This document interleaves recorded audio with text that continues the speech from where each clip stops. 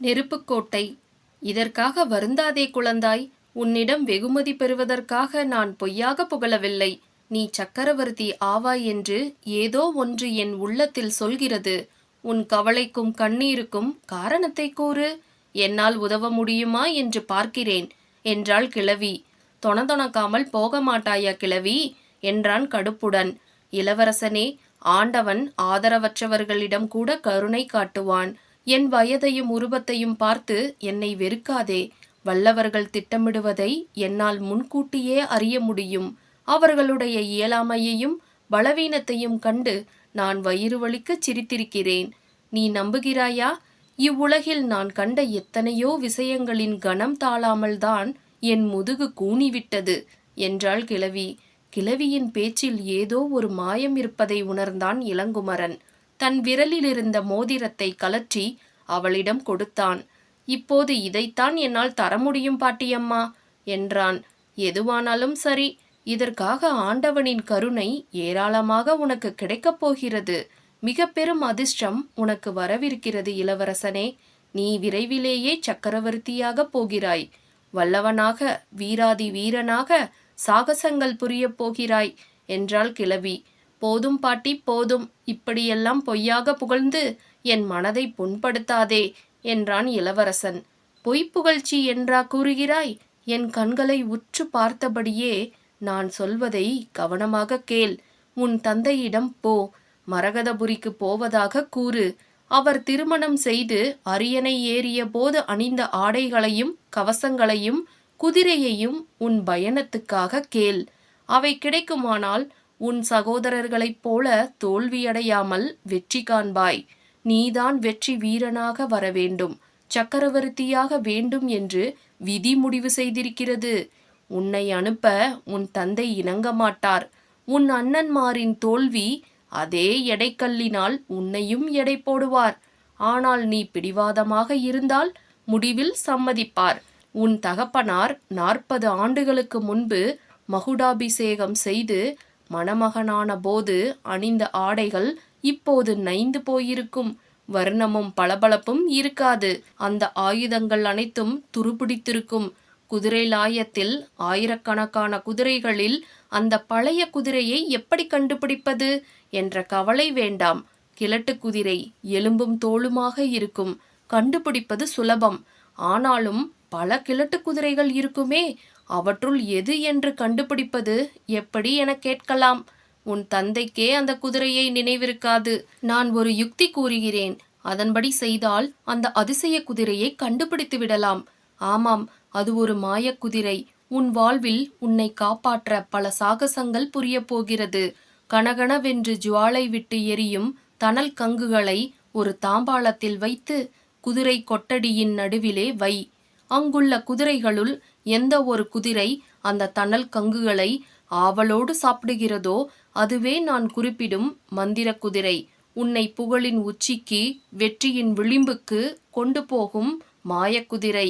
அதன் தோற்றத்தை கண்டு முகம் சுளிக்காதே.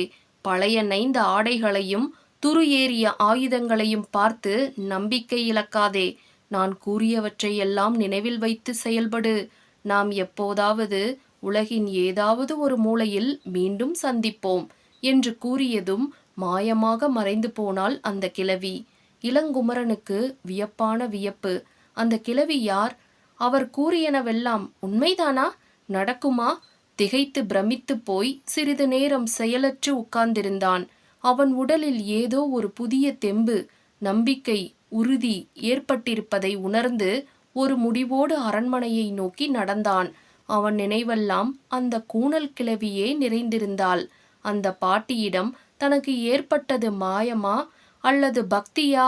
அப்பா, என் சகோதரர்களின் வழியிலேயே நானும் முயல விரும்புகிறேன். முயற்சி மட்டுமல்ல, வெற்றி பெறவே துணிவு கொண்டிருக்கிறேன். ஆனால் ஒன்று மட்டும் வாக்களிக்கிறேன். வெற்றியோ தோல்வியோ, இங்கிருந்து சென்ற பின் மறுபடியும் தோல்வியோடு திரும்ப மாட்டேன். வழியில் மரணமே என்னை விரட்டினாலும் சரி, இறந்து விடுவேனே தவிர இங்கு ஓடி வரமாட்டேன் என்றான். விரக்தியாக சிரித்தார் மன்னர்.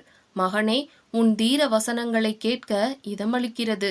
உன் சகோதரர்களும் இப்படித்தான் வீராவேசமாக புறப்பட்டனர்.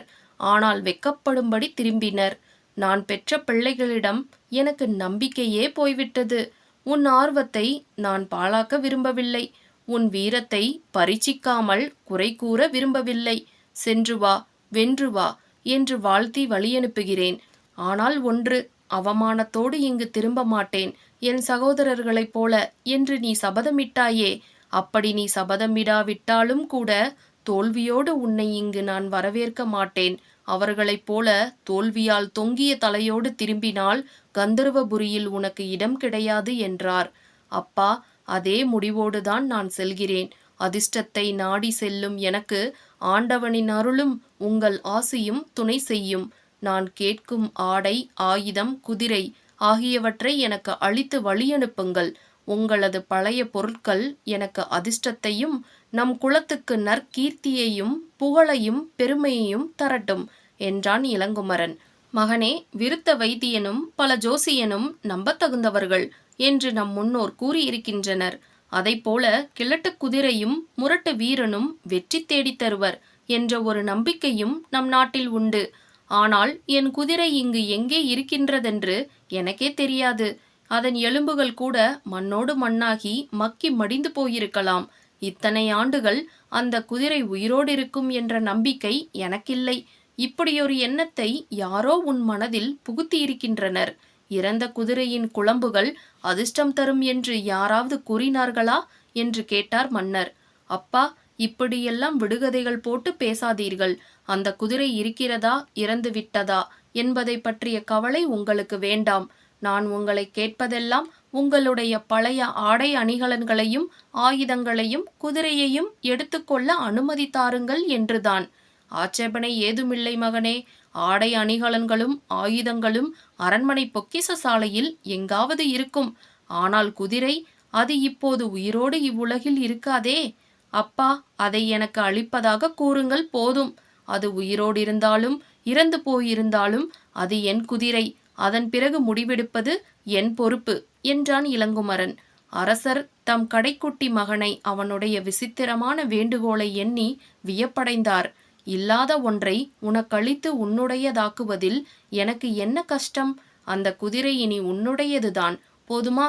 என்னோடு பொக்கிஷ சாலைக்கு வா, நீ கேட்ட மற்றவற்றையும் தருகிறேன் என்று கூறி அவனுடன் அரண்மனையின் கஜானாவுக்கு போனார். புழக்கத்தில் இல்லாத ஒரு அறையில் ஒட்டடையும் புழுதியும் மண்டி கிடந்த ஒரு மூலையில் ஒரு மூட்டையை பிரித்தார்.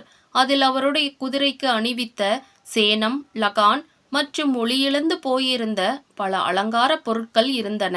அவற்றை இளங்குமரனிடம் கொடுத்தார். வில், வாள், கேடயம், ஈட்டி, அம்புகள் எல்லாவற்றையும் அவன் முன் குவித்தார். இத்தனையும் இனி உன்னுடையது என்றார் மன்னர். இளங்குமரன் முகம் சுளிக்கவில்லை. ஆர்வத்தோடு அவற்றை தன் அறைக்கு எடுத்து வந்தான். அவற்றை தூசி தட்டி சுத்தமாக்கினான். ஆயுதங்களில் ஏற்பட்டிருந்த நசுங்கல்களையும் வளைசல்களையும் நேர் செய்தான். தேய்த்து தேய்த்து துருவை அகற்றி பளபளப்பாக்கினான். வாள், ஈட்டி, அம்புகளை சாணை பிடித்து கூராக்கினான். அதன் பிறகு குதிரையை தேடி லாயத்திற்கு சென்றான்.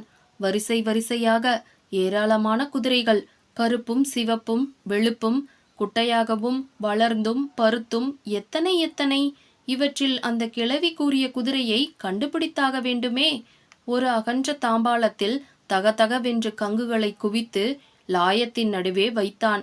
அருகே நெருங்க முடியாதபடி வெப்பம் கொதித்தது. குதிரைகளை எல்லாம் அவிழ்த்து விட்டான். எந்த குதிரையும் தணல் நிறைந்த தட்டை திரும்பியும் பார்க்கவில்லை. முகத்தை திரும்பிக் கொண்டு ஓடின. அப்போது ஒரு குதிரை. குதிரையா அது?